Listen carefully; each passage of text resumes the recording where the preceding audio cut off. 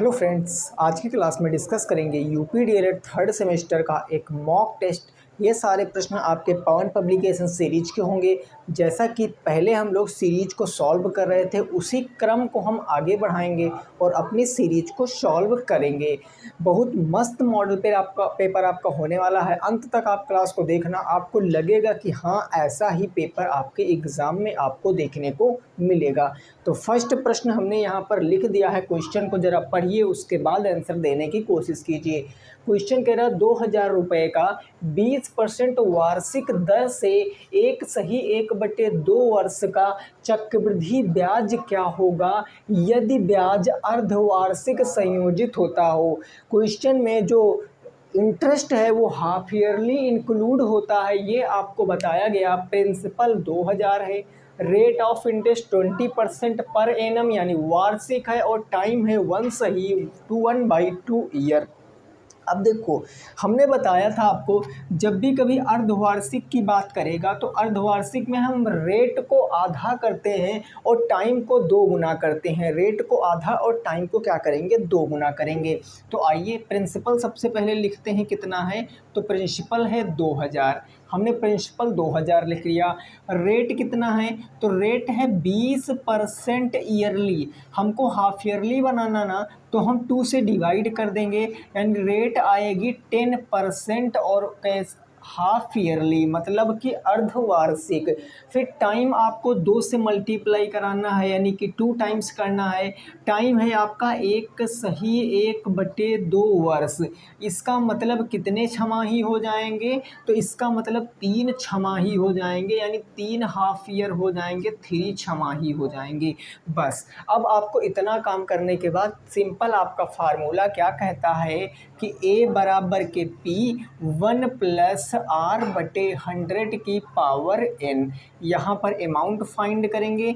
Principal के स्थान पर है 2000, 1 प्लस रेट कितनी है 10% डिवाइडेड बाई हो जाएगा 100 और इसकी पावर n। अब आप ये नहीं रखोगे क्योंकि हाफ ईयरली इंक्लूड हो रहा है ना, तो वो जो इंक्लूड किया है आपने कन्वर्ट किया वो रखोगे। अब देखो 0 से 0 कैंसिल, 10 × 1 10, 11/10 हो गया, यानी ये हो गया 2000 ब्रैकेट में 11/10 और इसकी पावर कितनी आ गई, 3 आ गई।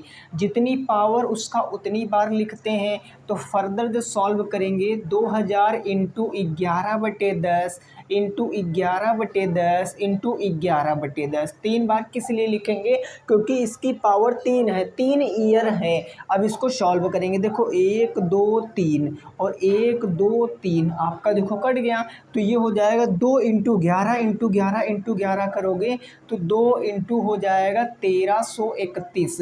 1331 को 2 से गुणा करोगे, 13 दूना 26, 31 दूना 62, यानी 2662 रुपये। लेकिन ये आपका आंसर नहीं है। अगर चक्रवृद्धि मिश्र धन पूछता तो ये आंसर है, क्योंकि हमने निकाला है मिश्र धन। हमसे पूछे चक्रवृद्धि ब्याज, तो आपको पता है कंपाउंड इंटरेस्ट क्या होता है। अमाउंट से अगर प्रिंसिपल घटा देंगे तो हमें कंपाउंड इंटरेस्ट पता चल जाएगा। अमाउंट आया है 2662, माइनस कर देंगे इसमें से 2000, क्योंकि प्रिंसिपल कितना है 2000, तो आंसर कितना आ जाएगा 662। 662 इस क्वेश्चन का सही जवाब है। 662 जिनका आ रहा था वो अपने स्थान पर बिल्कुल करेक्ट है, नोट कर लीजिए। पहले प्रश्न का आंसर आएगा 662, एकदम करेक्ट आंसर हो जाएगा, है ना। 662 एकदम से क्या हो जाएगा, करेक्ट आंसर हो जाएगा। ठीक है ना दोस्तों, नोट कर लिया आप लोगों ने। अगले प्रश्न पर पहुंचेंगे।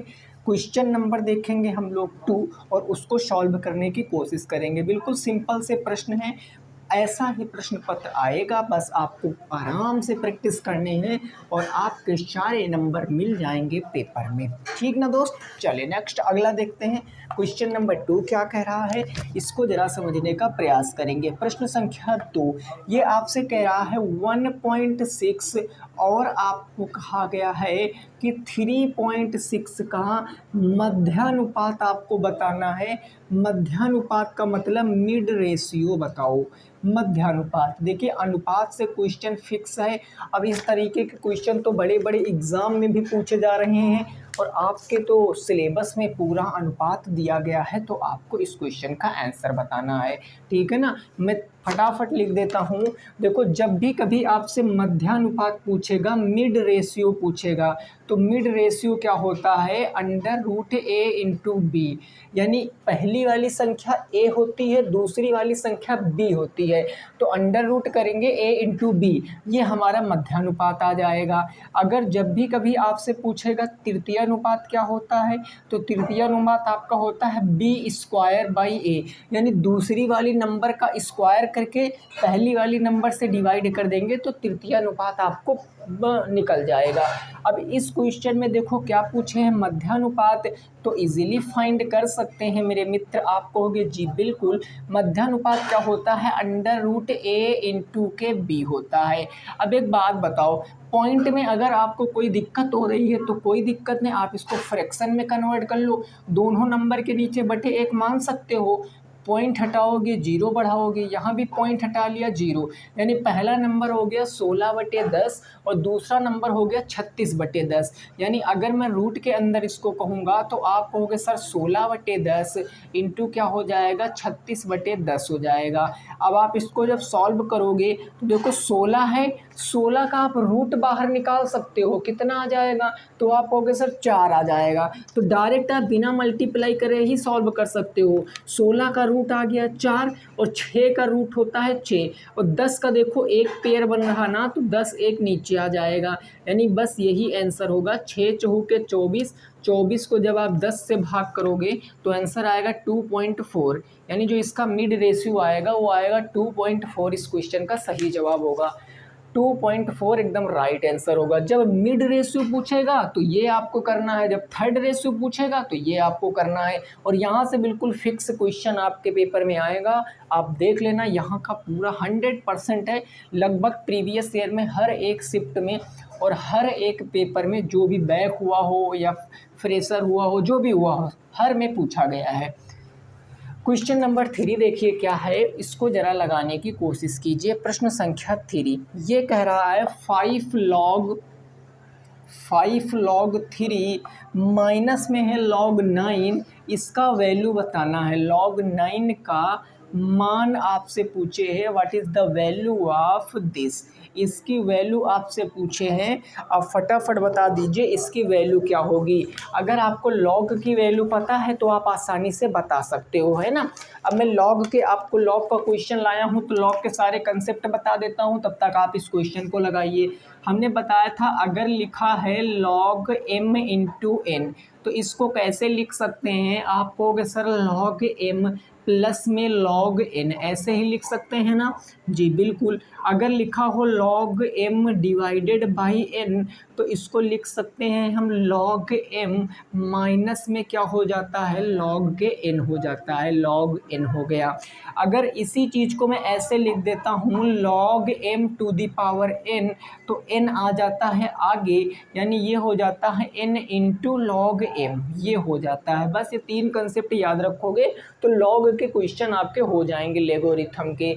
तो आप कैसे कहोगे सर हमें आसानी से पता है ये 5 इंटू log 3 की वैल्यू होती है 0.4771, यही होती है ना, और माइनस log 9 को मैं क्या कह सकता हूँ, 3 टू द पावर 2 कह सकता हूँ। अरे बोलो, बिल्कुल कह सकते हैं ना। तो ये आप देखो इसको सॉल्व भी कर सकते हो, इसको चाहो तो सॉल्व कर लो। 5 एक कम हो जाएगा 5, 7 पंजे 35 के 5 3, 7 पंजे 35 3 38 3 और 5 चौके 20 3 कितना हो गया, 23 हो गया। पॉइंट 4 डिजिट पहले था तो 4 डिजिट पहले पॉइंट को हमने लगा दिया, माइनस ये हो जाएगा 2, क्योंकि 2 ये आगे आ जाएगा इस प्रॉपर्टी से, तो 2 आगे आ गया। और log 3 की वैल्यू आप रखोगे 0.4771 हो जाएगा, है ना दोस्त। यानी अगला स्टेप होगा 2.3855 माइनस के 2 एक कम 2, 2 सत्ते 14, 2 सत्ते 14 एक 15, 2 चौके 8 एक 9, 0.9542। बस इसको सॉल्व कर लीजिए, आंसर आएगा। 5 में से 2 जाएगा तो 3 बचेगा, 5 में से 4 जाएगा तो 1 बच जाएगा, 8 में से 5 जाएगा तो कितना बच जाएगा, 8 में से 5 जाएगा तो 3 बच जाएगा, 3 से 9 जाएगा नहीं तो यहाँ हो गया आपका कितना 13, 13 से 9 जाएगा तो 4 और यहाँ बचा 1, यानी 1.4313 इस क्वेश्चन का आंसर है। 1.4313 क्या हो जाएगा, इस क्वेश्चन का जवाब हो जाएगा। आप नोट कर सकते हो, ठीक है ना। यही क्या हो जाएगा दोस्त, इस क्वेश्चन का सही जवाब हो जाएगा। सिंपल सा प्रश्न था। बस ये चीज़ें मैं साथ में इसलिए बताते हुए चल रहा हूँ कि आगे ऐसे क्वेश्चन आएंगे तो आपको पता होना चाहिए कि अच्छा ये फार्मूला होता है और आप उसको इजीली ट्रैकल कर सको, ठीक है ना दोस्त। चलिए नेक्स्ट अगला प्रश्न संख्या नंबर 4 क्या कह रहा है, उसकी जरा भावनाओं को समझते हैं। क्वेश्चन नंबर 4 को चलिए देखिए, अगले क्वेश्चन में आपको इस दिए गए जो आपको ये दिया गया व्यंजक है, इस व्यंजक में आपको इससे भाग करना है, क्योंकि आपको आपके सिलेबस में है एक पदी और द्विपदी व्यंजकों से भाग। तो उसी चैप्टर का ये क्वेश्चन है और सारे मेरे पास का कोई क्वेश्चन नहीं है, सारे क्वेश्चन आपको जो है पवन पब्लिकेशन बुक के हैं, ठीक है ना। तो इस क्वेश्चन को लगाइए और बताइए भागफल क्या होगा और शेषफल क्या होगा। बिल्कुल आसान सा क्वेश्चन है। अब इस क्वेश्चन में देखो घातों को पहले घटते हुए क्रम में दे दिया गया है, तो आप कुछ मत कीजिए, सीधे आप भाग कर दीजिए। तो डायरेक्ट आइए भाग करते हैं। क्वेश्चन लिखते हैं 15x³ माइनस में 20x² प्लस में है आपका 13x माइनस के है 12 और डिवाइड किससे करना है, तो आप कहोगे सर 3x माइनस के 6 से डिवाइड करना है। 3 से किस में मल्टीप्लाई कराओ कि 15 आए, हो गए 5 से, है ना। और चूंकि यहाँ x है, हमें x³ लाना है, तो कितना कम है, x² कम है, 3 पंजे हो जाएगा 15x³, ठीक है। अब वहाँ देखो प्लस और माइनस, प्लस माइनस माइनस, 6 पंचे 30 और ये हो गया x², कोई दिक्कत नहीं। अब ये माइनस हो गया और ये माइनस से प्लस हो गया, ये काम ख़त्म। 20x² और प्लस के 10x², यानी टोटल बच जाएगा 10x², प्लस माइनस घट जाते हैं। आगे आपका बचा प्लस के 13x और माइनस के क्या बच गया, 12 बच गया, कोई परेशानी नहीं ना। अब आपके पास देखो 3 है और 10 लाना है, तो 3 में किस नंबर से मल्टीप्लाई कराओ कि 10 आ जाना चाहिए, तो 3 जाएगा इधर डिवाइड में, यानी वो नंबर क्या आएगा, 10/3 आ जाएगा। भाई 3 में 10/3 से मल्टीप्लाई कराओगे तो 10 आ जाएगा, यानी मल्टीप्लाई हमें प्लस का कराना पड़ेगा 10/3 से, ठीक है ना। आइए करा देते हैं 10/3 से। तो अगर मैं 3 में मल्टीप्लाई कराऊंगा 10/3 से, तो देखो 3 से 3 कैंसिल, 10 आ जाएगा, तो पहले तो 10 लिख लें। अब x है, हमें x² चाहिए, कितनी x की कमी है, 1 x की कमी है, तो 1 x यहाँ लगाएंगे तो ये x² आपका बन जाएगा, ठीक ना दोस्तों। -6 का गुणा आप प्लस के 10/3x से करोगे, प्लस माइनस का माइनस हो जाएगा। और अब आप यहाँ पर कहोगे 6 इंटू के 10/3 में मैं कराऊंगा, तो 3 2 जा 6 और 10 दूना 20, यानी माइनस के कितना हो जाएगा 20, और ये x यहाँ पर एज इट इज़ लिखा हुआ था, ठीक। अब देखो प्लस से माइनस, माइनस से हो जाएगा ये प्लस, माइनस से क्या हो गया, प्लस हो गया, ये ख़त्म। प्लस के 20x प्लस के 13x, तो अल्टीमेटली ये 33x हो जाएगा, और माइनस के क्या हो गया, 12 हो गया, माइनस के 12 हो गया।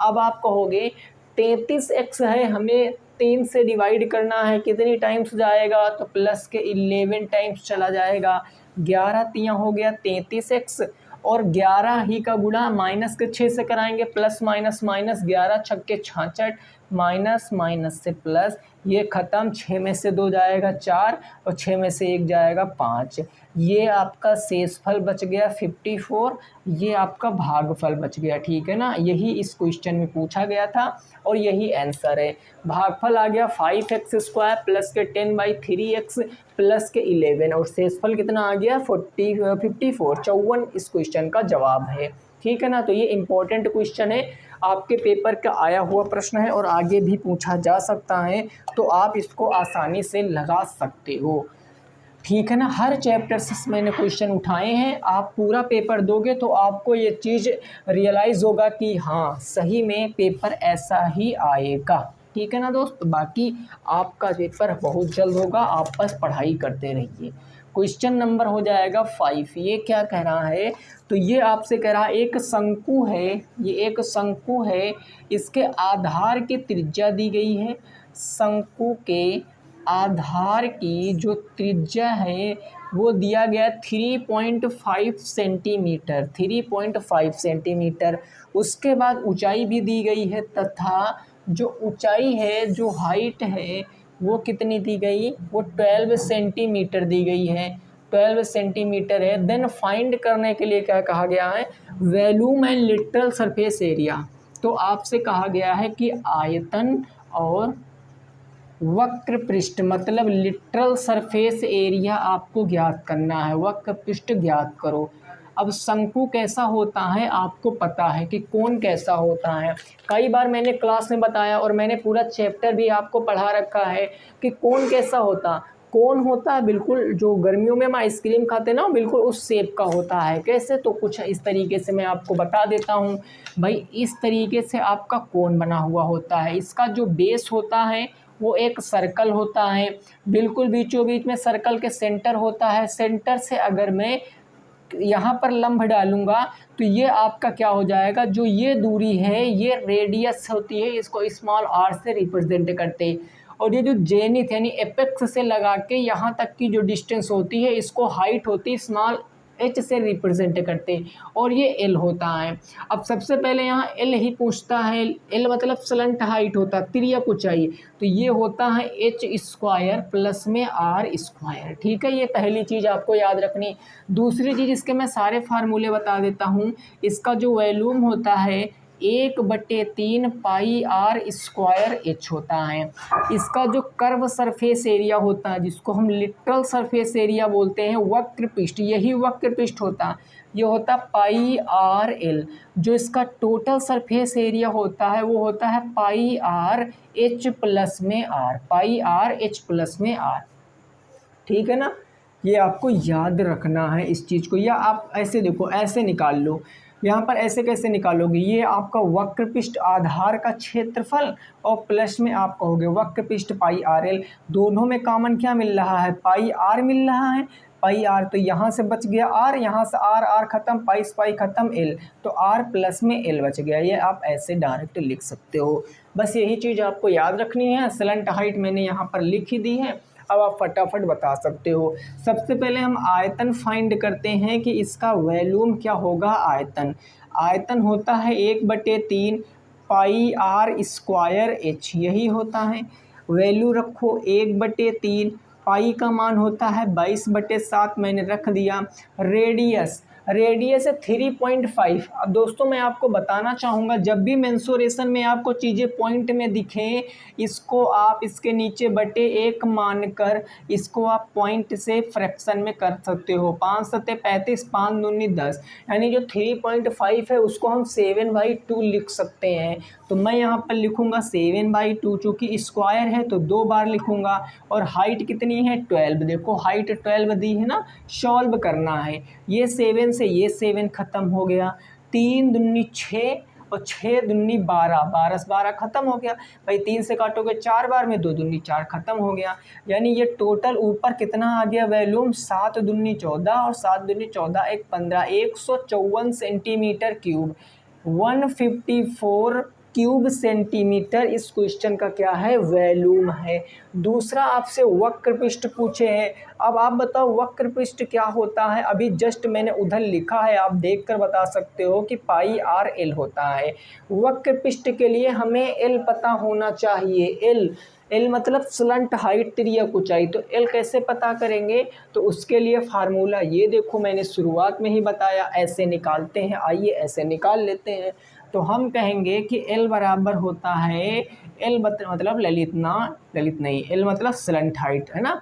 आर स्क्वायर कितना है 7/2, तो 7/2 का स्क्वायर करेंगे, प्लस एच है 12, 12 का स्क्वायर कर देंगे, है ना।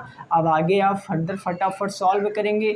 7 का स्क्वायर 49, 2 का स्क्वायर 4, 12 का स्क्वायर 144 हो गया।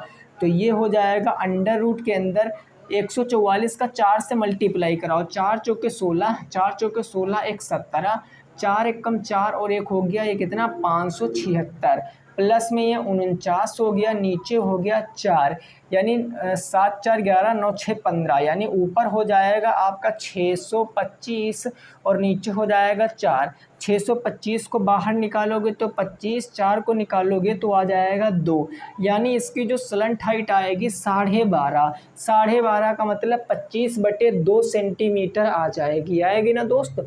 बस यहाँ रख कर सॉल्व कर लो। पाई की वैल्यू 22/7, रेडियस है 7/2, एल आ गई आपकी इतने 25/7, 25/7, 25/2 माफी चाहते हैं, 25/2 है, 25/2 है। ये 7 से 7 कैंसिल, ये 2 से काटेंगे 11 बार में, बाकी कुछ कटेगा नहीं, तो 11 5 55 के 5 2, 11 दूना 22, 22 5 27, 275/2, 2 1 कम 2, 2 3 6, 2 7 14, 2 5 10, 137.5 सेंटीमीटर स्क्वायर ये आ जाएगा इसका वक्रपृष्ठीय क्षेत्रफल, और ये आ जाएगा इसका वैल्यूम। ठीक है ना, ये आ जाएगा इसका वैल्यूम। नोट कर लीजिए। नेक्स्ट अगला प्रश्न देखेंगे और उसको लगाने की कोशिश करेंगे। क्वेश्चन नंबर नेक्स्ट आप फटाफट इसको नोट कर लीजिए, ठीक है ना, क्लियर बात। अगला प्रश्न संख्या 6 को सॉल्व करते हैं। समझ गए बात को भाई, कोई दिक्कत परेशानी तो नहीं किसी भी दोस्त को। देखिए हर एक चैप्टर से, मैं फिर से कह रहा हूँ, पूरा मॉक देना मज़ा तभी आएगा आप जब आप बीच में छोड़ दोगे तो फिर आप कहोगे कि आपने सारे चैप्टर से क्वेश्चन नहीं कराए हैं। इसीलिए मैं कहूँगा कि आप अंत तक देखें। 40 से 42-45 मिनट की क्लास है, तो आप अंत तक क्लास को देखिए, आपको पूरा कुछ समझ में आ जाएगा। क्वेश्चन नंबर नेक्स्ट क्या है इसको ज़रा समझिए। यह कह रहा है कि 14 सेंटीमीटर त्रिज्या वाले 14 सेंटीमीटर त्रिज्या वाले त्रिज्यखंड का, इसका त्रिज्यखंड का क्षेत्रफल आपको बताना है। त्रिज्यखंड का क्षेत्रफल बताओ, जिसका जो एंगल है वो कितना दिया गया है भाई, ज़रा मैं देख लेता हूँ। जिसका जो कोण है, कोण वो दिया गया है 90 डिग्री, जिसका जो एंगल है वो 90 डिग्री हो। एंगल 90 डिग्री है, रेडियस है 14 सेंटीमीटर। देन फाइंड करना है सेक्टर का एरिया क्या होगा। सेक्टर का एरिया क्या होगा, त्रिज्यखंड का क्षेत्रफल क्या होगा, आपको बताना है। ठीक है ना, कैसे देखो आराम से हम बता सकते हैं। त्रिज्यखंड का क्षेत्रफल क्या होता है, तो आप कहोगे कि जो वृत्त का क्षेत्रफल होता है पाई आर स्क्वायर, इसमें मल्टीप्लाई करा देते हैं θ/360 से, यही बन जाता है त्रिज्यखंड का क्षेत्रफल। अब यहाँ देखो पाई आर की वैल्यू है 22/7, रेडियस कितनी है 14, तो ये हो जाएगा 14 × के 14। उसके बाद एंगल है 90 बटे कितना हो जाएगा 360, 0 0 ख़त्म, 9 एकम 9, 9 चौके 36, 1/4 आ गया। 7 से काटेंगे 2 बार, 7 दूनी 14, 2 से कट गया 2 बार, 2 से काटेंगे 7 बार, तो मल्टीप्लाई कराओगे 7 दूनी 14, 7 दूनी 14, 1 15, 154 सेंटीमीटर स्क्वायर इस क्वेश्चन का सही जवाब है। 154 सेंटीमीटर स्क्वायर हो जाएगा एरिया। ठीक है ना, एरिया कितना आ जाएगा 154 सेंटीमीटर स्क्वायर। ठीक है ना, ओके। चलिए नेक्स्ट अगला प्रश्न देखिए क्या है, उसको ज़रा सॉल्व करिए। प्रश्न संख्या नेक्स्ट समझने की कोशिश करना है और बताना है क्या आएगा उत्तर अगले प्रश्न का। अगला प्रश्न बढ़िया प्रश्न है, मैं पूरी लैंग्वेज लिखता हूँ, थोड़ा सा आप वेट करना। क्वेश्चन कह रहा है किसी गांव की जनसंख्या में, किसी गांव की जो पॉपुलेशन है, जो जनसंख्या है, जनसंख्या में प्रतिवर्ष क्या हो रहा है मेरे दोस्त, तो प्रतिवर्ष 25% की बढ़ोतरी होती है। बढ़ोतरी का मतलब वृद्धि होती है, बढ़ोतरी होती है। आगे क्वेश्चन कह रहा है यदि वर्तमान जनसंख्या 3100 नहीं, हाँ पूछा है 25% की वृद्धि होती है, तो 3 वर्ष बाद जनसंख्या क्या होगी। 3 वर्ष बाद जनसंख्या क्या होगी यदि वर्तमान जनसंख्या वर्तमान जनसंख्या जो है वो 31,250 है। ये क्वेश्चन कह रहा है। यहाँ पर इंक्रीज़ हो रहा है, ठीक है ना, इंक्रीज़ हो रहा आपको बताना। वैसे भी आपको पता होगा कि भारत नंबर 1 हो चुका है पॉपुलेशन के मामले में, है ना। तो यहाँ इस गांव में भी जनसंख्या बढ़ रही है और ये 2018 में आपके पेपर में बढ़ चुकी थी। 2018 का प्रश्न है। क्वेश्चन कह रहा है किसी गांव की जनसंख्या में पर ईयर जो है 25% की जो पॉपुलेशन है वो इंक्रीज़ होती है, बढ़ती है। 3 वर्ष बाद जनसंख्या क्या होगी यदि प्रेजेंट जो है वो 31,225 है, 31,225 है। ये आपसे पूछे है। सिंपल सा प्रश्न है दोस्तों, अमाउंट केस में लगाएंगे। अब देखो, अगर मैं आपसे एक बात पूछना चाह रहा हूँ, अगर मैं कहता हूँ किसी गांव की जनसंख्या 100 है, अगले वर्ष बढ़ गई जनसंख्या 110 हो गई, फिर अगले वर्ष बढ़ गई 120 हो गई, तो ये जनसंख्या 2 साल बाद की आई है ना, यानी प्रेजेंट तो ये है और प्रेजेंट चीज़ क्या हो जाएगी, प्रिंसिपल, और ये अमाउंट हो जाएगा। यानी जो दी गई है वर्तमान वो प्रिंसिपल है। तो हम लिख लेते हैं प्रेजेंट पॉपुलेशन। पीपी का मतलब होता है प्रेजेंट पॉपुलेशन। वो हमको दिया गया है 31,250। सो मैंने मेंशन कर लिया है ना। अब रेट देखो 25% है। रेट कितनी है 25%। अब इस क्वेश्चन में एक चीज़ थोड़ा सा समझना होता है, अभी मैं बताऊंगा। उसके बाद टाइम जो है वो 3 ईयर है, 3 साल के बाद हमें पूछा है। देखो, जब भी कभी डिप्रिसिएशन होगा, डिप्रिसिएशन का मतलब जब भी कभी चीज़ डिक्रीज होंगी, घटेंगी। देखो, इससे पहले मैंने अवमूलन वाला क्वेश्चन कराया था, हो सकता आपको याद हो। उसमें फार्मूला मैंने क्या लगाया था, A बराबर P 1 माइनस के R/100 की पावर T। हो सकता है आपको लास्ट क्लास याद हो। तो मैंने यहाँ माइनस क्यों किया था, क्योंकि वहाँ पर डिप्रिसिएशन हो रहा था, वहाँ चीज़ें घट रही थी। बट इस केस में चीज़ें बढ़ रही हैं, तो बढ़ रही तो सिंपल प्लस लगेगा, बढ़ रही हैं तो प्लस लगेगा, घट रही हैं तो माइनस होगा, चूँकि बढ़ रही तो प्लस होगा।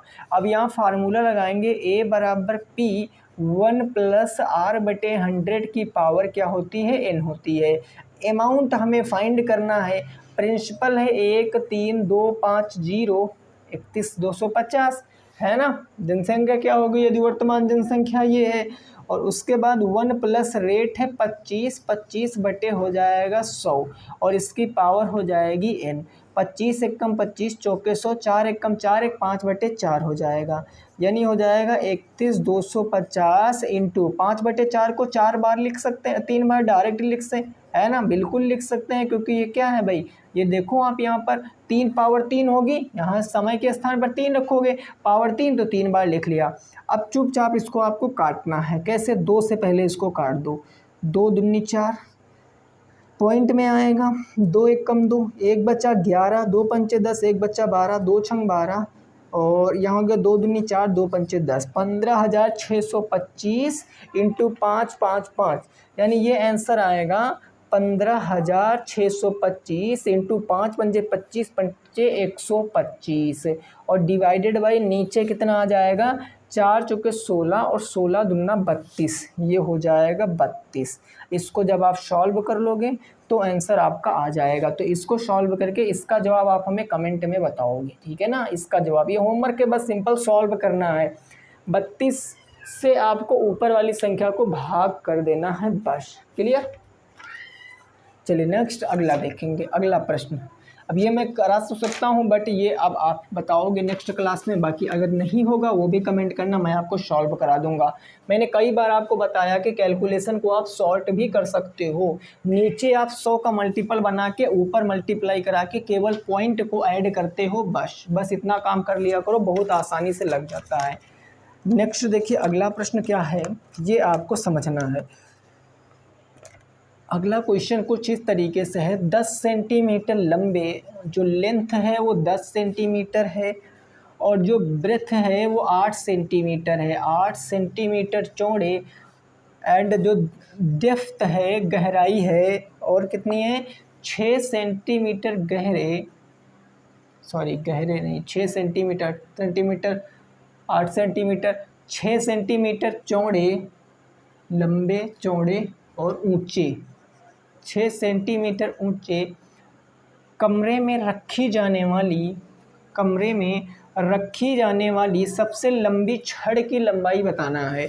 रखी जाने वाली सबसे लंबी छड़ की लंबाई बताओ। सबसे लंबी छड़ की लंबाई बताओ। छड़ की लंबाई आपको बताना है, क्या होगा सबसे लंबी छड़ की लंबाई।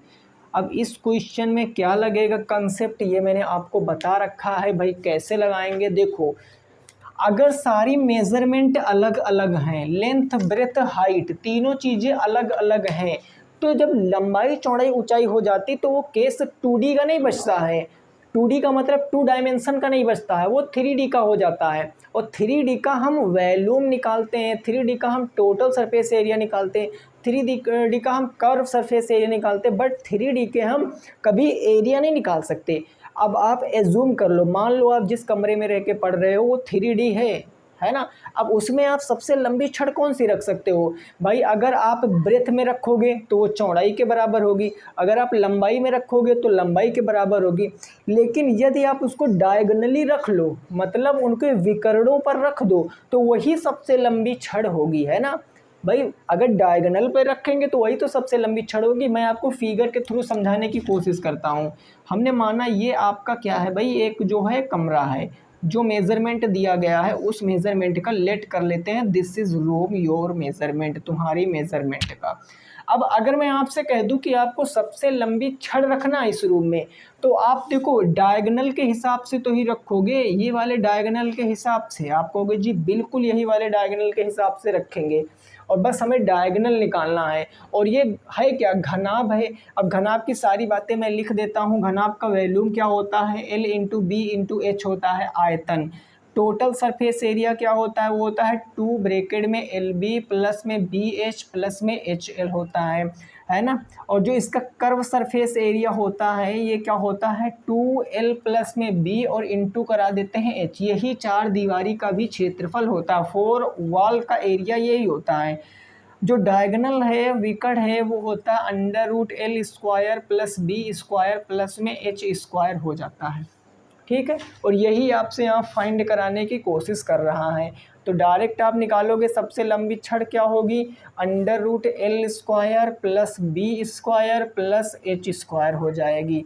यानी L कितना है, आप कहोगे सर 10, तो 10 का स्क्वायर, B है 8, 8 का स्क्वायर, H है आपका 6, तो 6 का स्क्वायर होगा। यानी 10 का स्क्वायर हो जाएगा 100, 8 का हो जाएगा 64, 6 का हो जाएगा 36। तो अल्टीमेटली भैया ये कितना आ जाएगा 36, 6, 37, 90, 6, 4, 10, 100, 200, और 200 का मतलब 100 इंटू 2, 10√2। आंसर कितना आएगा 10√2 सेंटीमीटर इस क्वेश्चन का जवाब आएगा। जिनका भी आंसर आ रहा है 10√2 सेंटीमीटर वो बिल्कुल करेक्ट है, एकदम सही जवाब होगा 10√2 सेंटीमीटर। ठीक है, क्लियर बात भाई, समझ गए हो ना। ओके, चलिए नेक्स्ट अगला प्रश्न देखेंगे। अगला प्रश्न देखेंगे और उसको लगाने की कोशिश करेंगे। नेक्स्ट क्वेश्चन क्या कह रहा है, उसकी क्या भावनाएं हैं और कैसे आप उस क्वेश्चन को लगाते हो आपको बताना। और अंत में आपको क्लास के बाद ये भी बताना है कि कितने क्वेश्चन आपके गलत हुए। बस आप इतना कमेंट करोगे कि इतने गलत हुए और ये टॉपिक आपका वीक है, बस, ठीक है ना। नेक्स्ट क्वेश्चन ये कह रहा है, अब ये देखो बिल्कुल सिंपल सा क्वेश्चन है, आपके पेपर में पूछा गया। माइनस का 12/7 इंटू है माइनस का 14 भाई कितना है भाई 27, है ना। उसके बाद है यहाँ अगले ब्रैकेट है माइनस का 8/45 और इंटू है आपका 9/16। ये आपको सॉल्व करना है, ये आपको सॉल्व करना है। देखो कितना आसानी से सॉल्व कर सकते हैं। 7 दूनी 14 माइनस के 2 यहाँ बच गया, है ना। अब ये देखो कट जाएगा, 3 चौके 12 माइनस के 4 और 3 9 27, और तो कुछ कटेगा नहीं। तो माइनस माइनस प्लस, 4 दूनी 8, यानी इसकी वैल्यू 8/9 आ जाएगी। यहाँ इसको काट सकते हो, 8 दूनी 16 और 9 पछे 45, -1/5 दूनी 10, यानी इंटू हो जाएगा -1/10। यही तो होगा मेरी दोस्त, माइनस के 1/10 हो जाएगा।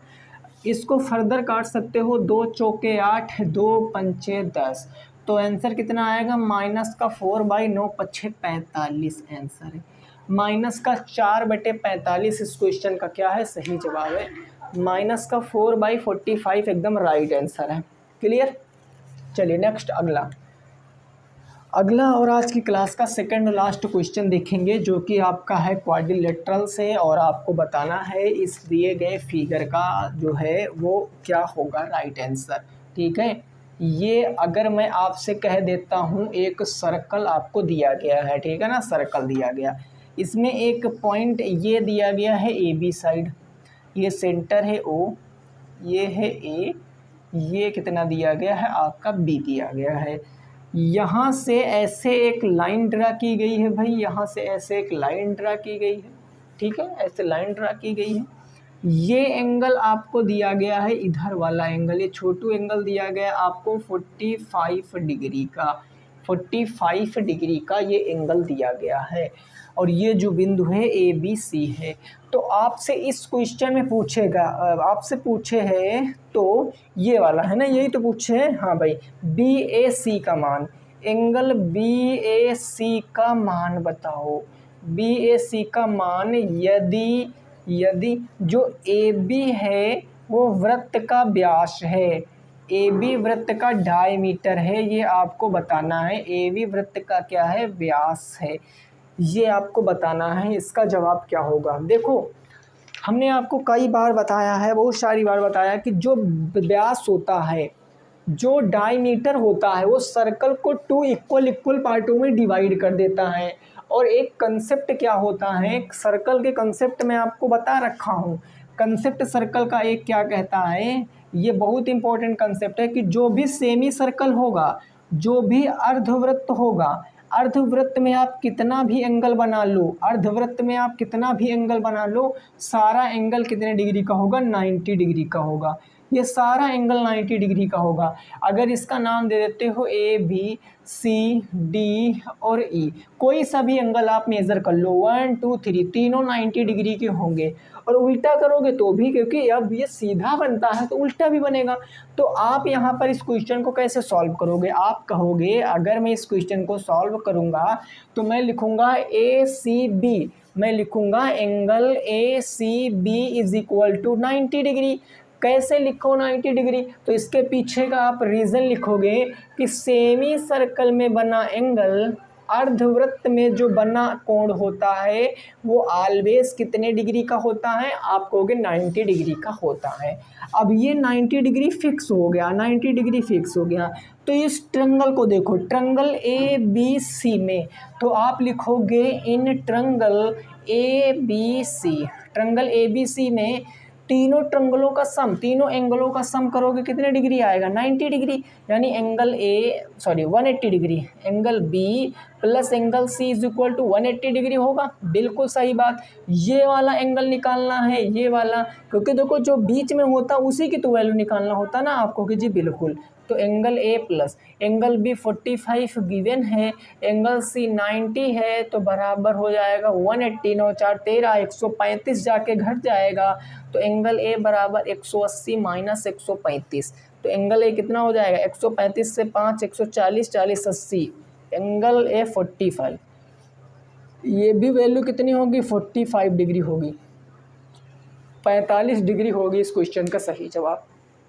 ठीक है ना, 45 डिग्री होगा इसका सही जवाब, 45 डिग्री। ठीक है भाई, चलिए लास्ट आज के आखिरी प्रश्न को देखते हैं और उसको लगाने की कोशिश करते हैं। आखिरी प्रश्न है घातांक और करड़ी से।